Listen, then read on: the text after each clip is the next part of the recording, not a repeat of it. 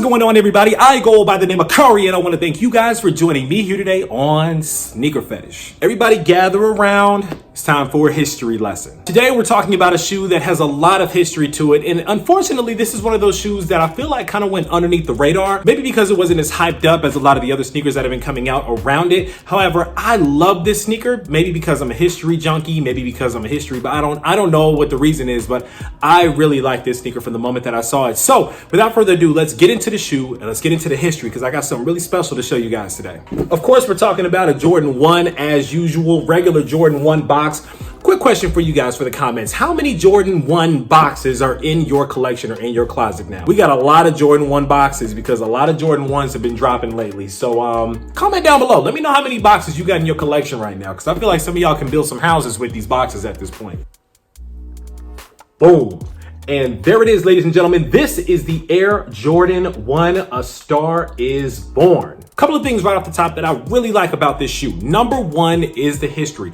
We're going to get deep into the history in just a moment, but this sneaker on the surface looks like a regular sneaker. And unfortunately, it kind of pains me to see how many reviews I've seen on this shoe that really didn't talk much about the history of the sneaker. Some people have called it the Sports Illustrated, but they really haven't gotten into what really makes this shoe so special. Jordan Brand has been doing a really good job lately of giving us little hidden details inside of the shoe that really make you dig in the shoe and really appreciate the shoe that much more. We've seen hidden layers on the shoes like the Singles Day Jordan 4s that recently came out or the Wings collection that's come out. And now we have this sneaker that on the surface looks like a pretty nice black and white and, you know, different multicolor swooshes on there.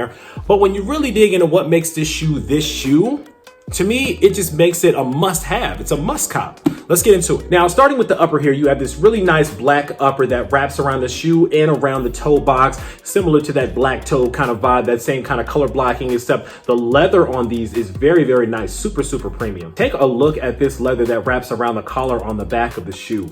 Very premium, feels like nubuck material, but the way that it just folds in and creases, very nice, so soft and plush.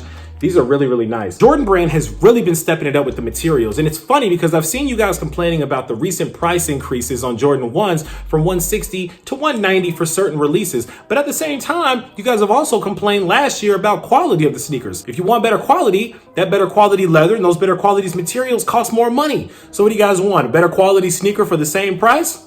Ain't gonna happen. On the lateral side of the shoe, you have this really nice red Air Jordan Wings logo. Now, of course, beneath that, you have this really nice embroidered swoosh. Now, underneath that is a leather swoosh. It's outlined in red, but the whole swoosh is actually red leather. Some people have been taking the threading off of the swoosh so that you can just rock that red swoosh underneath it. I think that's one of the dumbest things ever, but if that's what you want to do, hey, sneakers are art, do what you do. But to me, that takes away from the entire historical aspect of the sneaker, so I would never do that. On the medial side of the shoe, you have that same black leather with that same sail colored premium leather on the quarter panels, along with that embroidered swoosh as well. Really like this nice premium leather tongue tag here that's got that OG Nike Air logo on it. And of course, the all black outsole on the shoe as well. So let's flash back to December 10th, 1984. Sports Illustrated magazine has a young rookie on the cover whose name is Michael Jeffrey Jordan. And the name of the article is A Star Is Born. But on the cover of Sports Illustrated, we see a young Michael Jordan taking flight,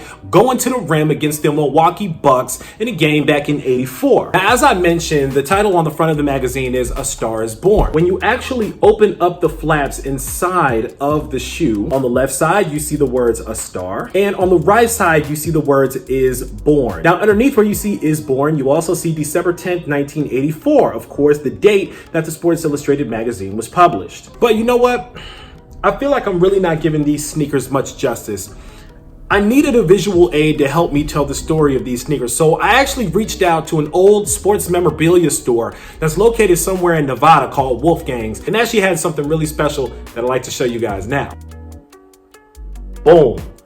This, ladies and gentlemen, is the original Sports Illustrated magazine from December 10th, 1984, A Star is Born. Let's compare this magazine cover to this sneaker. Everybody wanted to know, why did the swoosh look like this with all these different green colors in there? What did that have to do with Sports Illustrated? Well, as you can see here, Michael Jordan is going straight to the hoop, going over Sidney Moncrief, aka Sid the Squid, and Mike Dunleavy Sr. The Milwaukee Bucks uniform had this really nice green stripe going down the side of it, just like the swoosh on the Jordan 1 Sports Illustrated. You see the comparison now? Does it make sense? Can we also just talk about how old this magazine is for a minute though? First of all, it's amazing that this magazine is literally in immaculate and mint condition. So thank you, Wolfgangs, for providing this magazine, sending this out to me. It took it a couple of weeks to get here, but it finally showed up. This is one of my favorites out of the magazine, an old 1984 personal computer ad by AT&T. Man, times have changed. This magazine is old. There's one more little Easter egg in this shoe, and that is the insole.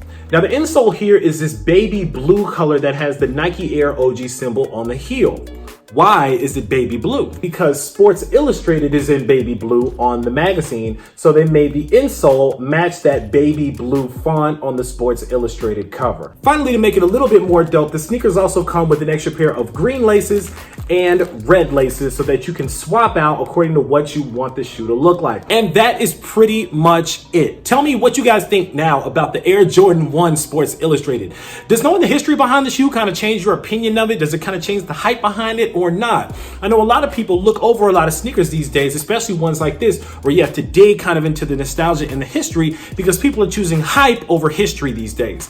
I'm not really one of those people. I enjoy the hype stuff. Of course, there's hype stuff all over this channel, but I really love digging into the history and digging into the details in the past when it comes to these shoes. I think part of the problem that Jordan Brand right now is that they're trying to cater to a group of old school OG sneakerheads and a new generation of sneakerheads that never saw Michael Jordan play and were born years after Michael Jordan even retired for the second time out of the NBA. So how do you capture an audience like that? You have to make it relevant to the younger generation by linking up with your Virgil Ablohs and all these Aleli Mays and all these new designers that are fresh and hot on the scene, while also coming out with sneakers like this that really make the OG nostalgic sneakerheads really appreciate what Jordan Brand is doing still. They haven't lost touch with that generation. And as somebody who's kind of in between those two audiences, I'm 32 years old, so I was an 80s/90s kid, so I really enjoy the old school stuff, but I really enjoy the new school stuff as well. Personally, I feel like I'm in a really fortunate position where I can really appreciate both. But sound out down in the comments. Let me know what you guys think about these. Are you feeling these? Were you feeling these? Did you pick up a pair? These weren't the easiest sneaker to pick up in the world, but they weren't really the hardest sneaker as well if you kind of did your due diligence and really were seeking a pair out for yourself. And of course, while you're down there, go ahead and click that little red button that says subscribe. We would love to have you here in the Sneaker Fetish family and make sure that you don't miss out on any more heat that's coming in like this. You never know what's gonna pop up here at the Sneaker Fetish headquarters. Could be something crazy. All I'm saying is that you might want to be subscribed to make sure that you don't miss any of it. As always, I want to thank you guys for joining me here today on Sneaker Fetish, taking a look at these with me for a couple of minutes, unboxing them with me. I go by the name of Kari. This is the Air Jordan 1 A Star is Born Sports Illustrated edition. And until next time, I'm out.